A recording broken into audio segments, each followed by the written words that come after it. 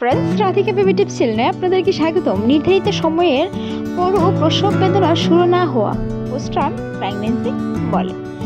পোস্টটার্ম pregnancy কি? বেশিরভাগ বাচ্চারা এই গর্ভাবস্থা 37 থেকে 41 সপ্তাহের মধ্যে জন্মগ্রহণ করে নেয়। ডিউ ডেট হোক বাচ্চার জন্ম নেওয়ার সম্ভাব্য তারিখ, শেষ মাসিকের প্রথম দিন থেকে 40 সপ্তাহ হিসাব করে এই ডেট গণনা করা হয়ে থাকে। প্রথম ট্রাইমেস্টারে ট্রেনিং স্কেলের ভিত্তি এই ডিউ ডেটিং এন্ড তারতম্য ঘটতে পারে। সেই সাথে মনে রাখতে হবে, ডিউ ডেট এন্ড মানে বাচ্চা কখন জন্মাবে সেটা না, বরং এটা হলো বাচ্চা কখন 40 সপ্তাহ হবে তার হিসেব। সেই সাথে এই সময়ের আগে বা পরে বাচ্চা জন্ম নেওয়াটা স্বাভাবিক, আগেও নিতে পারে বা পরেও নিতে পারে। প্রসবের পর ডিউ ডেট এর অন্য নির্ধারিত তারিখের 2 সপ্তাহ পরও যদি বাচ্চা প্রসব না হয় তবে তাকে পোস্টটার্ম প্রেগন্যান্সি বলা হয়। 5 থেকে 10 ভাগ গর্ভাবস্থায় এমন অবিলম্বিত হতে পারে। পোস্টটার্ম প্রেগন্যান্সির সম্ভাবনা কখন বেশি থাকে? পোস্টটার্ম প্রেগন্যান্সির অনেক কারণে হতে পারে। তারই মধ্যে যেমন মা যদি তার শেষ মাসিকের তারিখ মনে না রেখে তা নিয়ে কনফিউজ থাকেন তবে ডিউ ডেট হিসেবে ভুল হতে পারে। যদি তৃতীয় ট্রাইমেস্টারের শেষের দিকে বা দ্বিতীয় ট্রাইমেস্টার আল্ট্রাসাউন্ডের মাধ্যমে ডিউ ডেট হিসাব করা হয় তবেও সঠিক না হওয়ার সম্ভাবনাও বেশি হয়ে থাকে। সেই ক্ষেত্রে বেশি বয়সে যদি প্রথম মা হন, পরিবার বা নিজে যদি একসাথে পোস্টটার্ম প্রেগন্যান্সির হিস্টোরি থাকে, বাচ্চাটি যদি জন্মগত কোনো ত্রুটি থাকে, প্রথমবার গর্ভধারণ এবং মায়ের উপর বেশি হলে প্রসব ব্যথা উঠতে দেরি হতে পারে। এতে নিয়ে দুশ্চিন্তার কোনো কারণ নেই, তবে বেশি সময় পাড়িয়ে গেলে অবশ্যই ডাক্তারের সাথে পরামর্শ করবেন।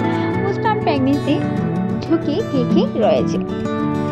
ডিউ ডেট নির্ধারিত তারিখের কয়েকদিন দেরি হলে সাধারণত তেমন কোনো সমস্যা হয় না। বেশিরভাগ ডাক্তারই এমন ইঞ্জেকশন বা কৃত্রিম উপায়ে প্রসব শুরু হওয়ার পরামর্শ দেবেন না। তবে যদি নির্ধারিত তারিখে 2 সপ্তাহ অতিক্রম করা যায় তা গর্ভের শিশু এবং মায়ের জন্য ঝুঁকিপূর্ণ হতে পারে, কারণ 42 সপ্তাহের পর কিছু কিছু বাচ্চা মায়ের গর্ভে বা জন্মের অল্প সময়ের মাধ্যমে মারা যায়, যদিও এমনটা খুব কমই হয়ে থাকে।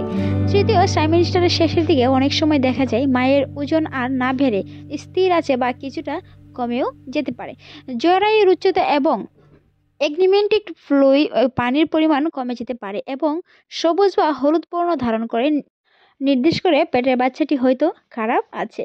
এ ধরনের গর্ভাবস্থায় বাচ্চাটির দৈর্ঘ্য ও ওজন বেশি হয়। বাচ্চার মাথাটি তুলনামূলক শক্ত, চামড়া পাতলা এবং নখগুলো বড় হয়ে থাকে। সেই ক্ষেত্রে বাচ্চা জন্মানোর পর ইনজেকশন সহ শ্বাসতন্ত্রের জটিলতায় ভুগতে পারে। বাচ্চার শরীরে সবুজ এর পরিমাণ কমে যাওয়ার মতো সমস্যাও তৈরি হতে পারে। বাচ্চা জন্মের সময় মায়ের ঝুনি ছিঁড়ে যাওয়া, ইনফেকশন এবং অতিরিক্ত রক্তপাতের ঝুঁকিও থাকতে পারে। প্রসবের নির্ধারিত তারিখ পেরিয়ে যাওয়ার পর প্রসব শুরু না হলে ডাক্তার গর্ভের বাচ্চার আকার, হৃৎস্পন্দন ব্যবস্থা পরীক্ষা করে দেখবেন এবং আপনার কাছে বাচ্চার নড়াচড়া সম্পর্কে জানতে চাইবেন।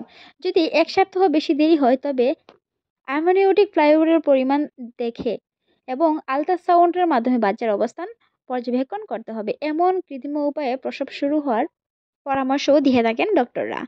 প্রাকৃতিকভাবে প্রসব প্রক্রিয়া শুরু হওয়ার অপেক্ষা না করে থেকে কৃত্রিমভাবে প্রসব প্রক্রিয়া শুরু করাকে ইন্ডাকশন বলা হয়।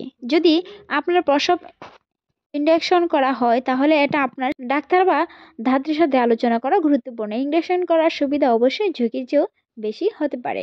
প্রসব ইন্ডাকশনের কিছু ঝুঁকি থাকে, উদাহরণস্বরূপ পুরুষে ভ্যাকুয়াম প্রসবের এবং সিজারিয়ান অপারেশনের উচ্চ ঝুঁকি থাকে। প্রসব বেদনা কি প্রাকৃতিকভাবে শুরু করানো যায়?